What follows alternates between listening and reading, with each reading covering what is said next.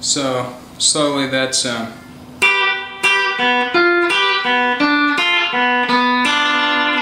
part. We have a G7 up here, that's B, G, F sharp. Playing those two notes together with the middle and ring fingers. We're holding the pick with the thumb and index finger. Then we do an upstroke with the pick on the B string, and then a downstroke on this F with the pick, and then we're going to pluck those two notes with the middle and ring finger again. Then here we're going to do an upstroke on the B string, a downstroke on this D note, and then we're going to do this F and A with those two fingers. And then we're going to do the same pattern we did up here. We're going to do it on this shape, which is B, D, and F. So we have an upstroke on the B string, and then a downstroke on this closed B note at the 4th fret here, on the G string.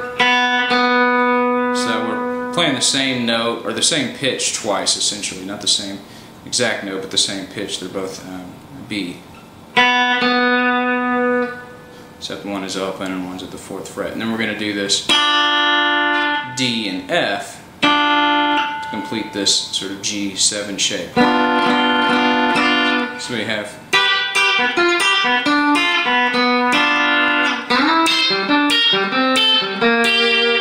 this sort of pretty common these days 6th lick.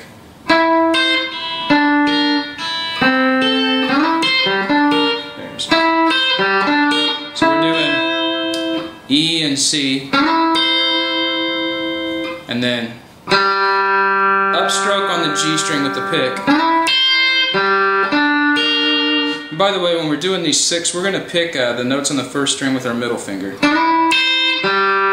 That's an upstroke, and that's a downstroke with the pick, and then do this note with the middle finger on the right hand.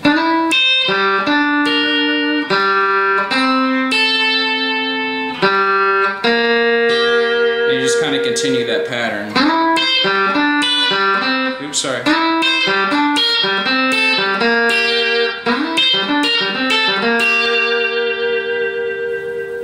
So far this is what we have.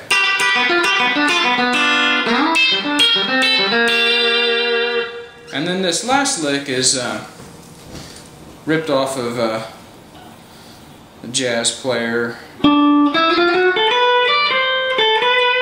But to be honest, I got it from a YouTube video from Frank Vignola. I think the series is called 50 Jazz Licks Everyone Must Know or something like that. So if you want the original version, which I think he did in B flat, you can probably find it on here somewhere. But this is actually an amalgamation of 2 licks that he showed in that series. But it works kind of cool. It works well in country music. He's a jazz player. But a lot of these swing jazz licks work really well in country. If you go back to some of the early country stuff, you'll find that people use this type of stuff a lot more than what they do now. Of course, country now is a lot more rock and roll oriented and that sort of thing. But anyway, this lick, getting back to that, we've got a D note with the pinky on the 4th string, 12th fret. We just have this chromatic walk up from the 9th fret of the G string.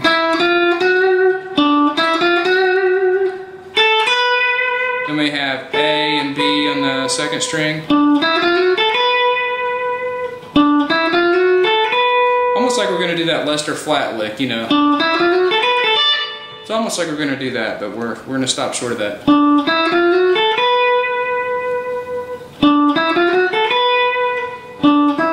Sometimes I slide on that 3rd string. I'll go 9, 10, slide to 11. You can do it that way too, it doesn't really matter. Then we've got D on the first string, C on the second string. Then we've got A and B on the second string, 10 and 12. And this next part of the lick really caps it off nice. We're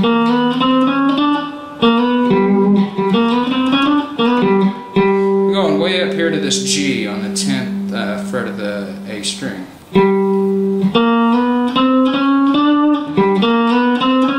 And then we're just doing this chromatic walk up from the B flat. So it's B flat, B, C, C sharp, D.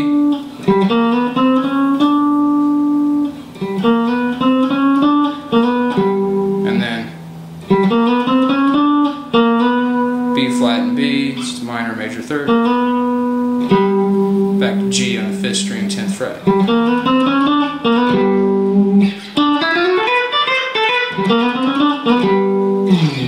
That also makes a good lick if you're going to the 4 chord. You can use that at the beginning of a phrase. And